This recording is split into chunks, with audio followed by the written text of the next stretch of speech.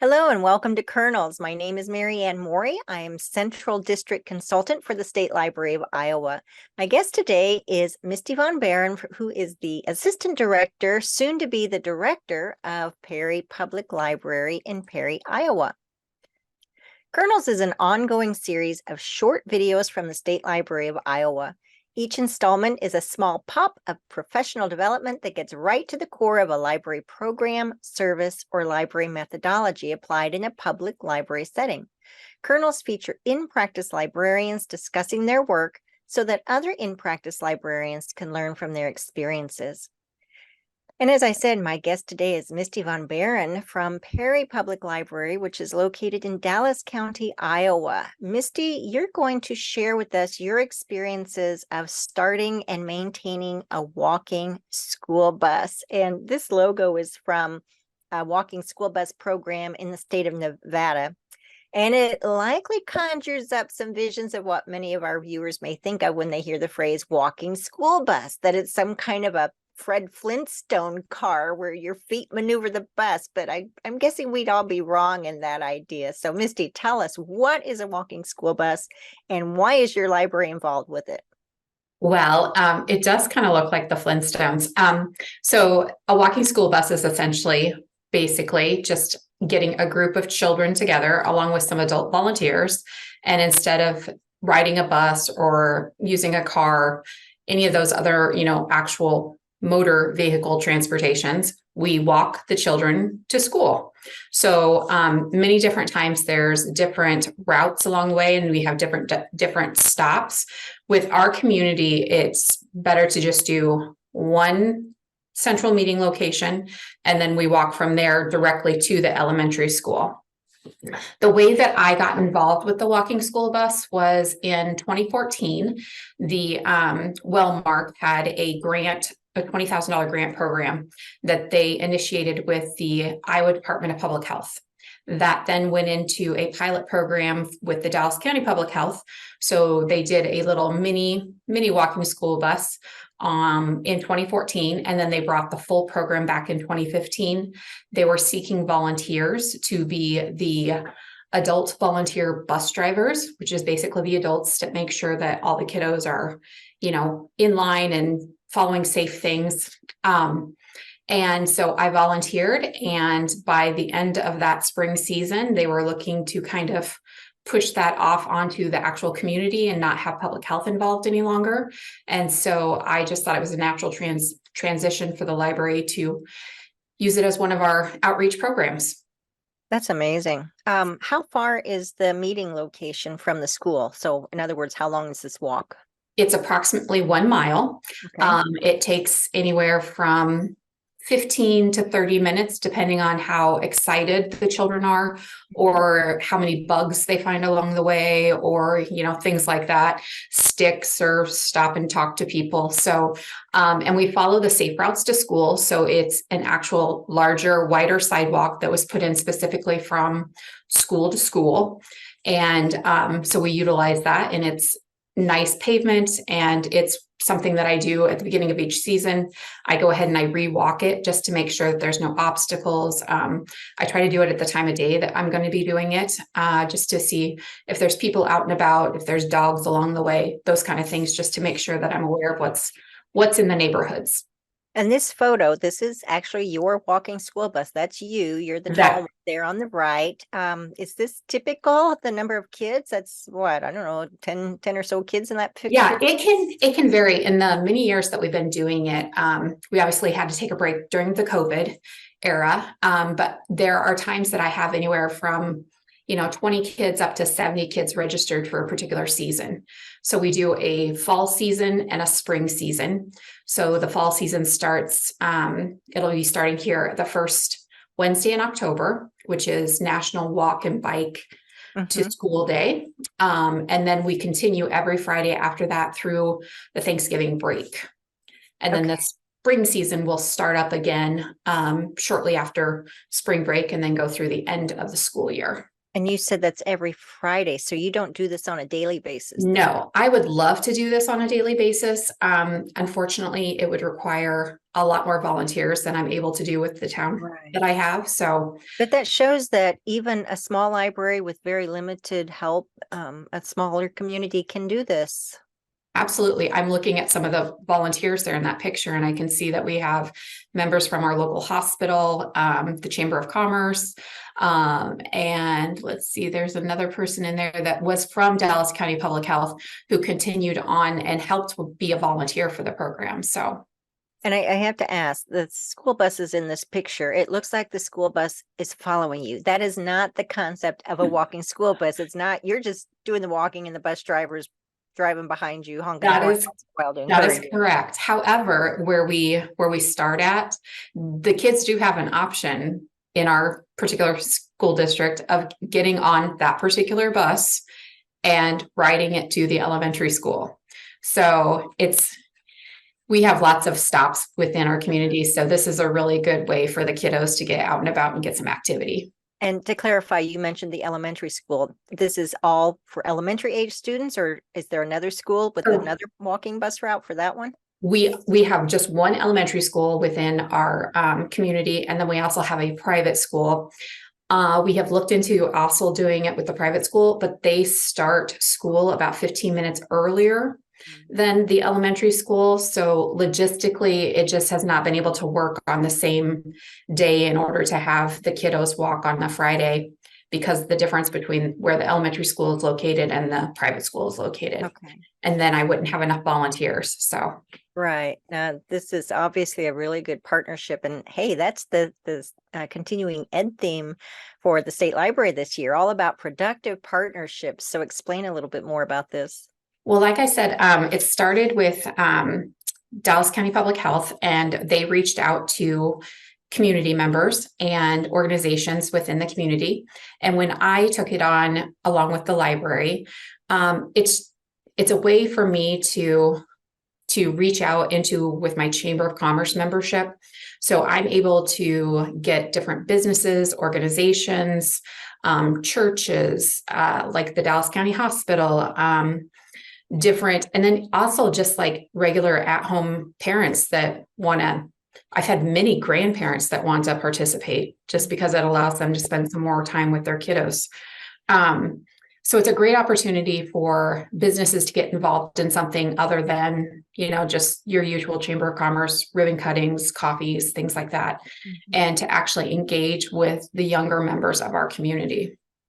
Do you do some kind of a kickoff for this event that brings all of those partners together so the kids do get to interact with them? Yes. So basically my volunteers, they like it so much that they participate every single day that they can participate. So I have a core group of probably about 10 to 12 volunteers that have been vetted through community and doing background checks and things like that. And then so every Friday we will get together and meet up with the kiddos, and they build relationships with them. And then they'll see each other out and about within the community. It might be at the farmer's market or, at the grocery store. So it's a great way. We live in a town of 8,000. So it's a great way to kind of, put people in different locations. So when they see me, I'm not just Misty the librarian. I'm actually, she walks me to school and she does this. And then when they see, they're the ambulance driver or the police chief, because it's fun to get some special volunteers in there. It's great to just kind of put them in different perspectives and let kiddos know that we do other things within the community. That's amazing. So this slide asks, what is a walking school bus? I think you've kind of clarified that, but what else would you add to this? Well, the thing about ours is obviously very formal, but if it's something that you wanted to start, it could be as simple as like a neighborhood group. Like if you just wanted to start a little neighborhood group, there might be, 5 moms in the neighborhood or 5 dads in the neighborhood, and you get together and maybe take turns taking the kids to school. That could be something that could be done on a daily basis. The goal is to get the kids out and walking and exercising. And the only way to do that is to just start and implement a program. So it can be simple, it can be widespread, it can cost $0, or if you have funding, you can utilize it to offer different incentive prizes. I think what you're saying is that anybody can do this. Anybody can do this. Yes. That's great. Anybody. And I will say that it looks like you're not just getting the kids to walk, but you're getting many adults to walk as well. Yes. There's some, I'm looking at this picture, and there's some of my volunteers that have been with me for the whole program. And just today, I was asked multiple times when it was starting up again and when they could sign up. And so it's very much something that the community looks forward to. So. Great. All right. You told us a little bit about this earlier, that it all started through a grant, but what else was involved? Basically, the grant is what kind of kicked it off. And the whole reasoning behind it was to find a way for kiddos to get out and moving. About 20 years ago or so, the majority of the kids actually did walk to school. It's now down to about 15% of the people will actually walk to school. Most kids will get a ride from mom, dad, grandma, bus. So by implementing the walking school bus program, we are able to have more inactive, healthy kids. And then in addition, we're not doing as much on bus, and so bus wear and tear, spending money on gasoline or diesel, and just there's a bus driver shortage. So it just helps with all sorts of different problems that we're seeing come about nowadays. I like the logo that you have here, a variation from the one I shared earlier from the state of Nevada. But did somebody that you were involved with develop this? Did one of the students develop this? How did you get that cool logo? I actually designed that myself with the help of Canva. Amazing. Yes. So we are the Perry Blue Jays in my community. So that's why we have the Blue Jay walking bus. And you've talked a little bit about benefits, but I want you to especially focus on what are the benefits for the library? How does this fit with your library's mission? And aren't we all supposed to be about books? We are about books, but we're also about lifelong learning and enabling our community to thrive by offering opportunities for them to learn, create, explore, and to make connections within their communities. So this is one of those ways that we can make a connection. It also helps us to market our other programs in a different manner. So, for example, this particular picture shows the kiddos stopping at my car because they're picking up their incentive prize. It must have been some type of a prize that wasn't easily small. So I must have had to have had it in the back. I don't know, might have been water bottles for that particular week. Have additional programming and things like that to go along with our community. It also allows members of the library staff to get out and about. So at this point in time, when I started the program, is when I was the teen librarian. So I had all of the teen programming. We had a separate youth services librarian. And so I did this walking school bus for the elementary age kids because it allowed me to build a relationship with the elementary kiddos so that we can then grow our teen program. So by the time that they got to 6th grade, they were very familiar with me. When I'd walk into their school, they knew who I was. And it allowed us to really maximize and grow our teen and youth programs. Yeah, that's amazing. And I was kind of playing devil's advocate there earlier when I said, well, aren't you supposed to be about books? And you did an excellent job of showing how this really is part of what the library is in the community. That's just amazing. It's wonderful.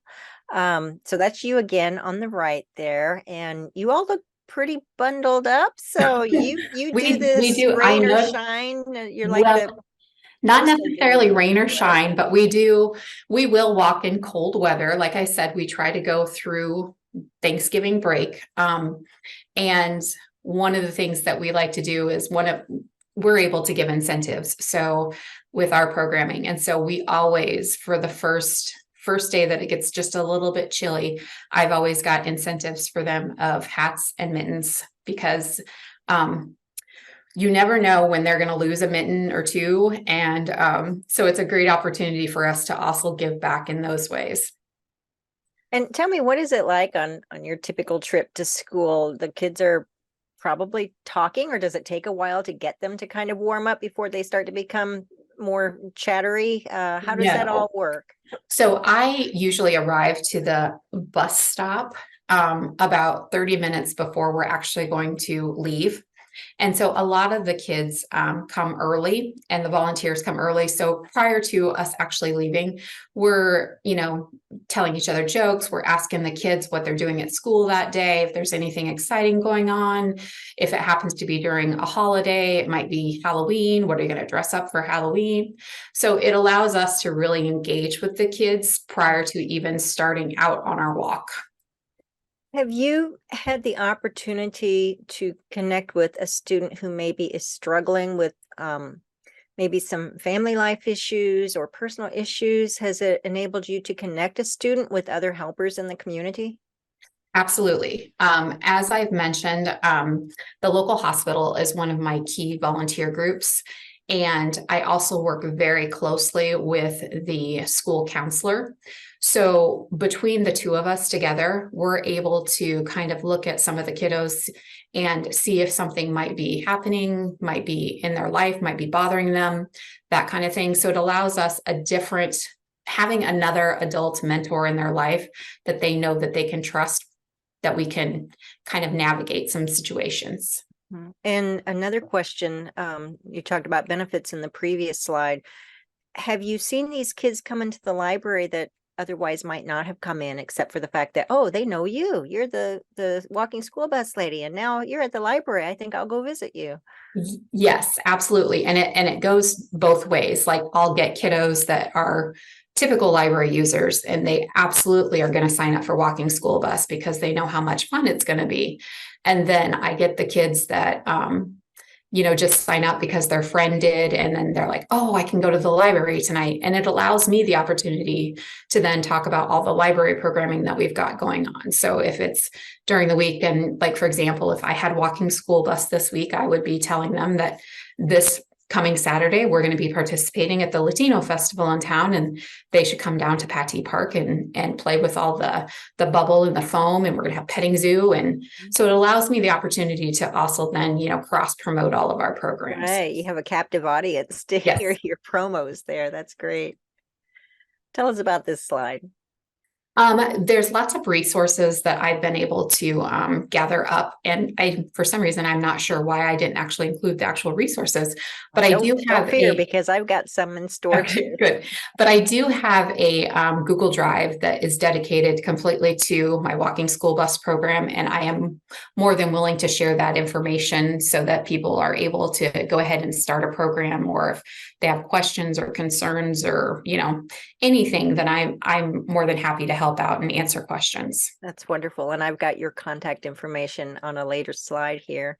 A few more pictures. Tell us about these. That's you at the bottom there in the yellow shirt. And that looks like you're standing at a table, a booth of some kind that says walking school bus. Tell us about where this is. Our local elementary school, and I'm sure most elementary schools do in the communities that we serve, have a back to school night where the kids come in and they invite area partners that have to do with programming with kids or anything to do with kids that might be able to help. So we have gone for several years trying to get kiddos signed up for library cards. And when we started with the walking school bus program, I went ahead and did that as well. So this is me at a back to school night signing kids up for the walking school bus program. And that little boy there, he actually is now a junior in high school. So we still bond and have conversations. And his mom actually sent me a picture today of one of the walking school bus days and talking about how they're not little anymore. So yeah, it's great to see pictures like that.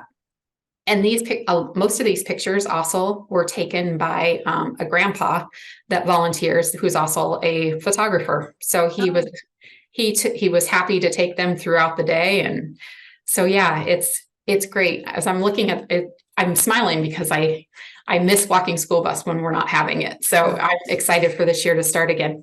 And then the little girl there with the happy birthday hat on. I also like to celebrate milestones. So if somebody's birthday happens to fall on a day that we have walking school bus, we always have a little special treat like a birthday cap and, maybe a little bag of candy or something along those lines. That's nice. Now, you said earlier the fall session starts in October and runs through Thanksgiving, up to the Thanksgiving break, correct? Correct. Yes. And when does your spring session? What are the dates The for that?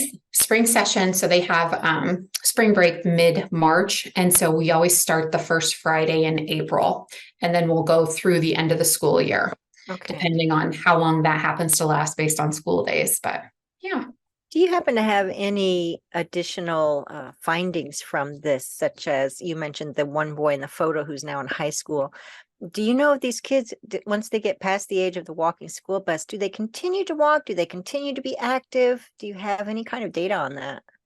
I don't have data, but I can tell you that I see them around town exercising. One of my other walking school bus kiddos, it's actually the brother of the girl in the red coat.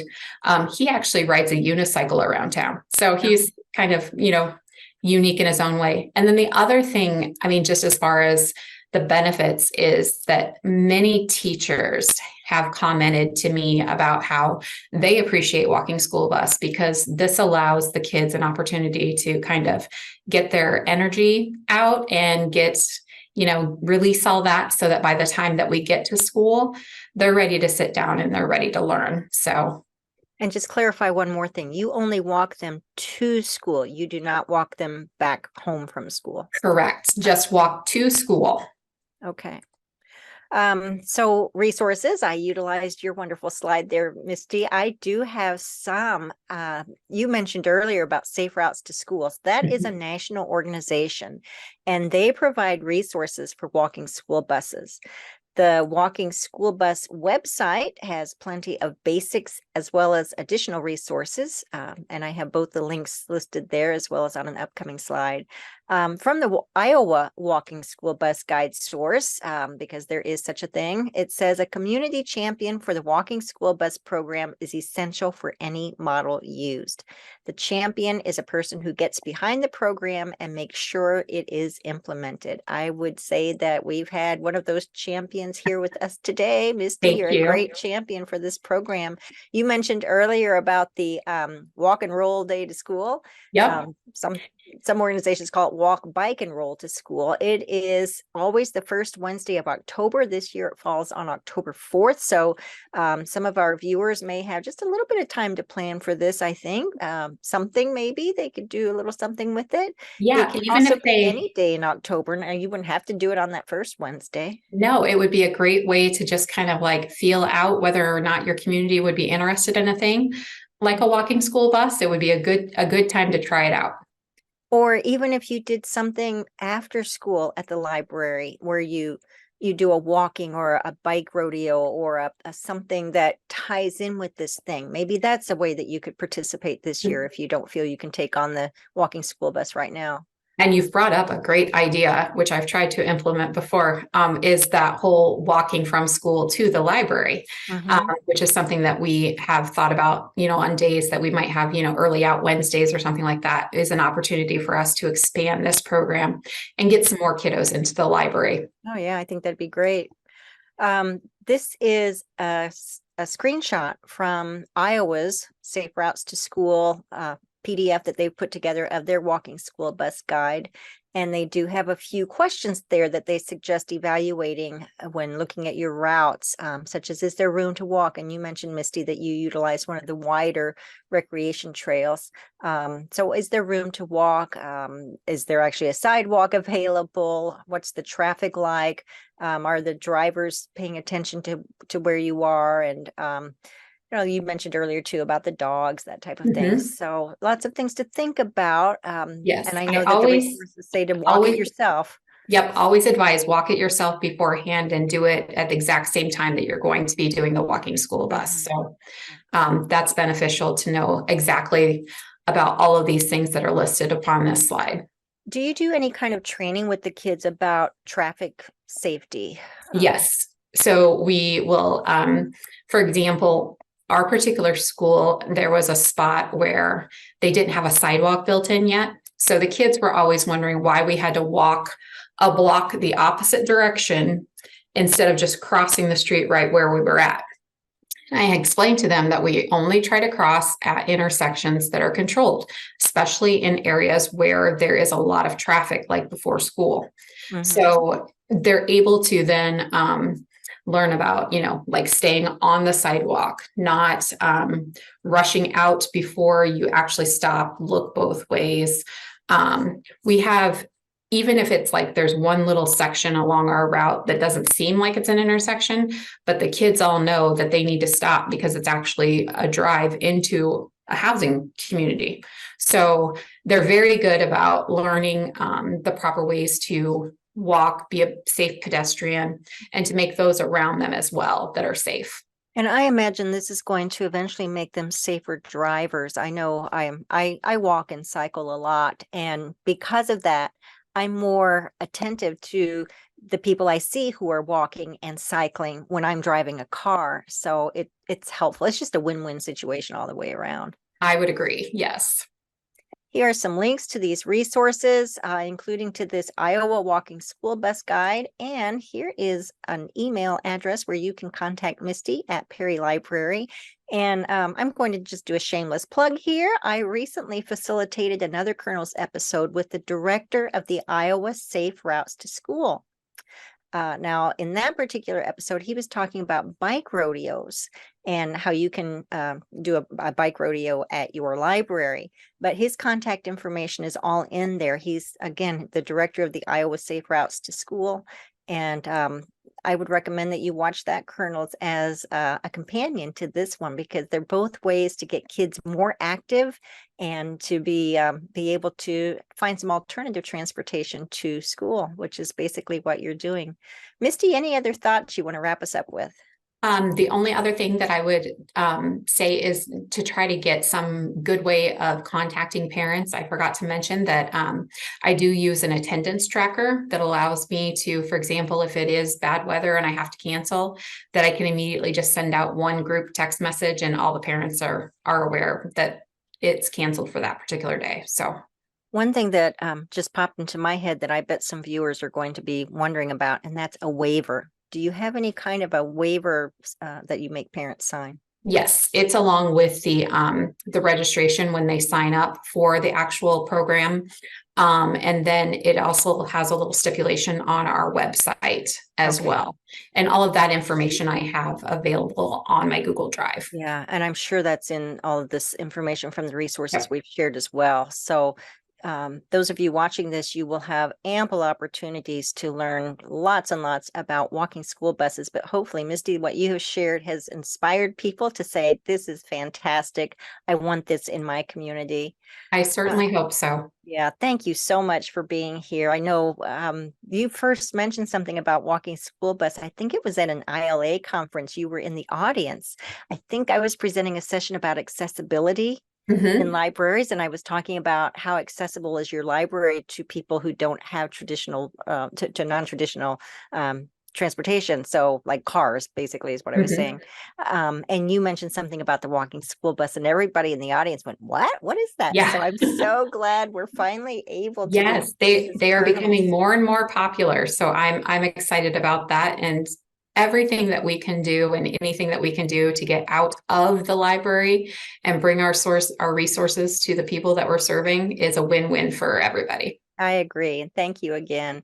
I have to conclude by saying that all of the many Kernels episodes are posted to the State Library of Iowa's Continuing Education YouTube channel, and there is a whole playlist of them, so please check them out.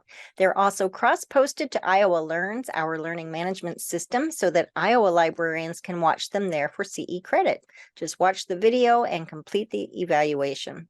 Check out the description of this video or the attachments area of Iowa Learns for links to all of the resources we mentioned in this episode. Thank you again, Misty. I'm sure you have motivated and inspired many of our librarians to lace up their walking shoes this school year. And thank you all for watching. Thank you.